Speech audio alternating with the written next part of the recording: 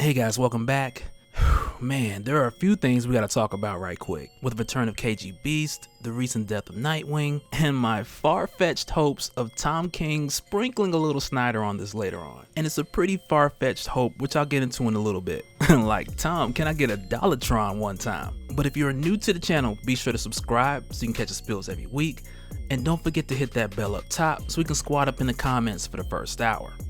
Alright, so when this whole thing kicks off, we pretty much just dive in with both Batman and Nightwing, who are in the middle of this boss fight with the Phantom Pharaoh, who happens to be a new villain. And it's funny because Nightwing is like, this guy's new, and because Batman doesn't know him, Nightwing is just like, okay, if you don't know him, he's definitely new. And with your classic Batman response, Bruce is just like, he's probably new. And that conversation alone just tells you so much about the relationship between Bruce Wayne and Dick Grayson. I mean, he was the first Robin, for crying out loud. And granted, there's been bumps in the road between these two in the past, but they are about as close to blood family as you can get without Dick Grayson being his actual son. But without question, there's an understanding and communication between these two that goes back over so many years of history. And this is just one of those many moments where Tom King reminds you of that so well. But around the time that Batman and Nightwing bring this to a close, and they pretty much beat the mess out of all these guys. And Batman just knocks the mess out of Phantom Pharaoh, and I just love Tony Daniel's illustrations with a touch of that onomatopoeia on top of that. Like, Batman literally knocked this dude's lights out.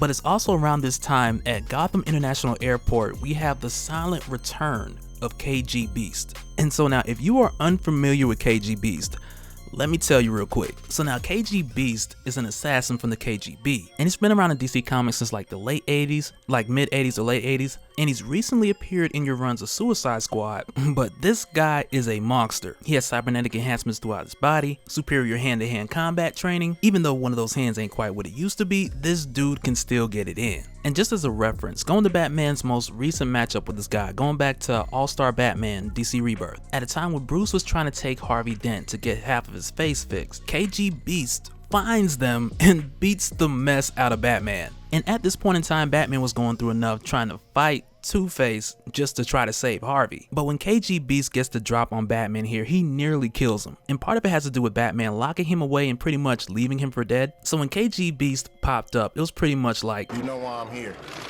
And when they squared off, KG Beast would have killed him if it had not been for the signal, Duke Thomas saving him at the last minute, giving Batman the brief opportunity to get away with Harvey Dent. But of course, this victory was short-lived because KG Beast is a beast, and you know why I'm here. And he wasn't going to stop. But that last tussle had ended when Batman charged both himself and KG Beast off of the cliff, only to be rescued by the signal once again, and Batman just kind of watched KGB fall to his presumable death. And I mean, his hands was free, but it's kind of like he did charge with them, so Bruce is probably thinking, if I don't catch him, it's technically not murder. And for whatever reason, I kind of feel like Batman goes through this debate in his mind more than he would admit, because like I mentioned last time when he locked him away, he refused to directly kill him, but it's like, what do you do to stop this guy who will stop at nothing and who can and probably will end you if he's given the chance again, along with the president and everyone else on his list? So Batman then was pretty much like, you know what, I'll tell you what you do, not a damn thing. But getting back to Batman and Nightwing, who had just taken down Phantom Pharaoh, and after which they just continue their patrol just like they would any other night. But while they're doing this, Nightwing is like, let's have a contest. And of course, you know, Batman's like, we're on patrol, but Nightwing's like, yeah, we're gonna be on patrol, but we're gonna do this too. And the contest is pretty much just free fall, and the first one to shoot their grapple loses, meaning who falls the furthest is the winner. And I love that Tom King added this in here, because you know this isn't the first time they've done this, and sentimentally you know that this means something to Batman, having this time with Nightwing. And not so much even having this time, but sharing this type of moment. But of course Batman loses because he sees the bat signal and it's Commissioner Gordon calling them in reference to a lead that the War of Riddles may begin again. And it's mainly because somebody left a napkin in a diner saying who's afraid of the Joker, which might be nothing, but still it could be something. But Commissioner Gordon continues to give them details, and just like that, Nightwing is sniped. And man, when I first seen this, my stomach dropped. And I know it's the same for any true Batman fan, any true Dick Grayson fan. Like, this was tough.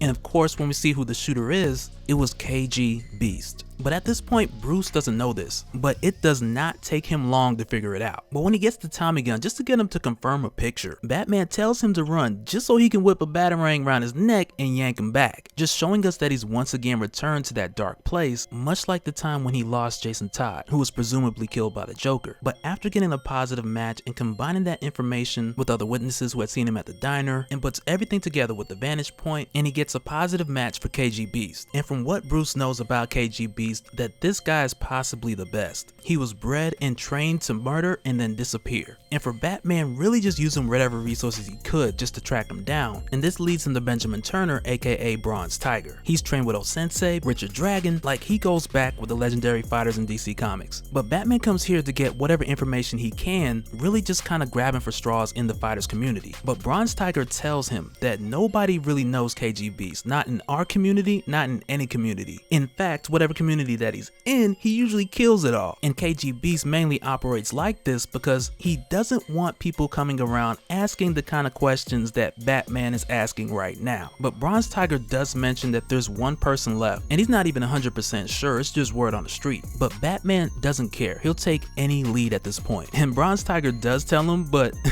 he's like, if he kills you, and he probably will, but you gotta add me to the will first and make sure I get the mansion. But that last person who knew anything about KG Beast, he does exist, and he is the father of KG Beast, to whom KG Beast is now currently visiting. And why, might you ask, after 26 years? Pretty much to make that one person list one person shorter. And he just takes a shot like it's nothing.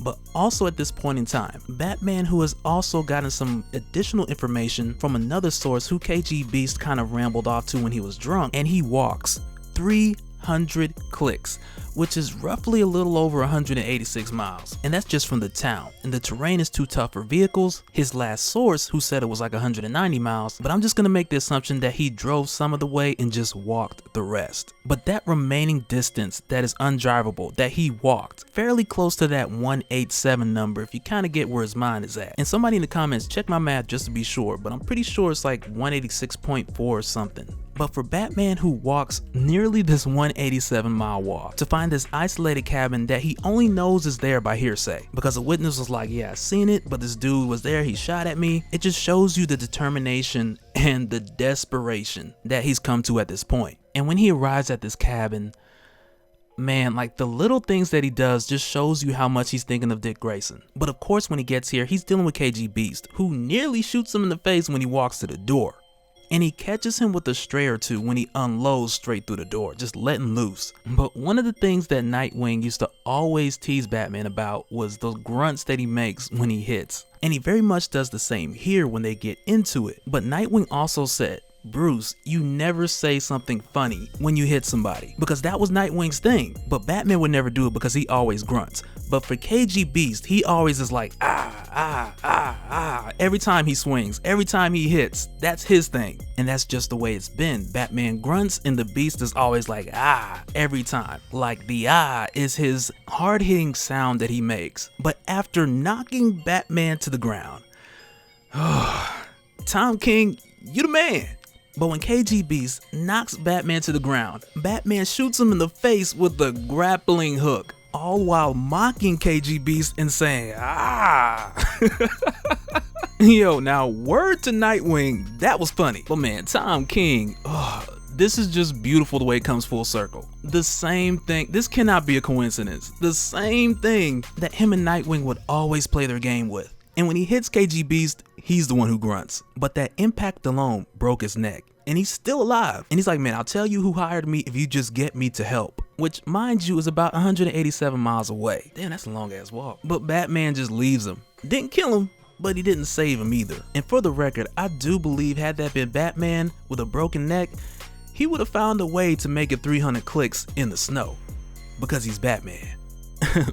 But really just wrapping up everything about the death of Nightwing. And Nightwing is dead, but Dick Grayson is still alive. And this we know because of the continuing stories within the Nightwing series that coincide with the Batman series. And for Dick Grayson, being shot in the head, it has its side effects, memory loss, mood swings, lack of motive functions. And he's gonna have to deal with all these issues, these flashbacks, while also having to deal with the Scarecrow. But as far as my far-fetched and wishful thinking, for Tom King to sprinkle a little Scott Snyder on the story by bringing back a little something that connected with Dark Knight's metal. And it's really a bit more Tim Seeley, because he had wrote the Nightwing Must Die event, which had a number of connections to Dark Knight's metal. And I know it's a bit far-fetched, but you guys has been rocking with me for a minute. You know, every now and then I throw a Hail Mary and it lands on a Tic Tac. So hopefully we get that again in this case. But what I would like to see, especially with the up and coming Batman Who Laughs series, is a bit more follow up from what we got in Nightwing Must Die with Professor Pig, who confessed to using a metal called Saturnism as one of the secret ingredients to his Dollatrons, which is one of the things I'd like to see come around full circle in the Batman Who Laughs series. But even more with Nightwing, whose third eye was opened up with the Black Blade as a part of Dr. Hurt's plan to prepare him for something. And as we saw later on in Dark Knight's Metal, he later became the Weapon. But through the finale of Metal, we never saw anything really done with it. And mainly with the upcoming Batman Who Laughs series is going to be bringing an additional Batman from the Dark Multiverse, who's obsessed with guns mainly because of the way his parents were killed. I just truly believe that Bruce is gonna need all the help he can get. But hopefully I got my fingers crossed that more of that comes full circle very soon. But let me know what you guys think down in the comments. Do you think that Nightwing is truly dead? Is Dick Grayson gonna push away these memories and push away the Bat family? Will Dick Grayson hang up Nightwing and truly become the Weapon and go up against this Batman who uses a lot of weapons? Let me know your thoughts, your theories, your theoretical hypotenuses, and we'll do it again in the next one. Alright, later.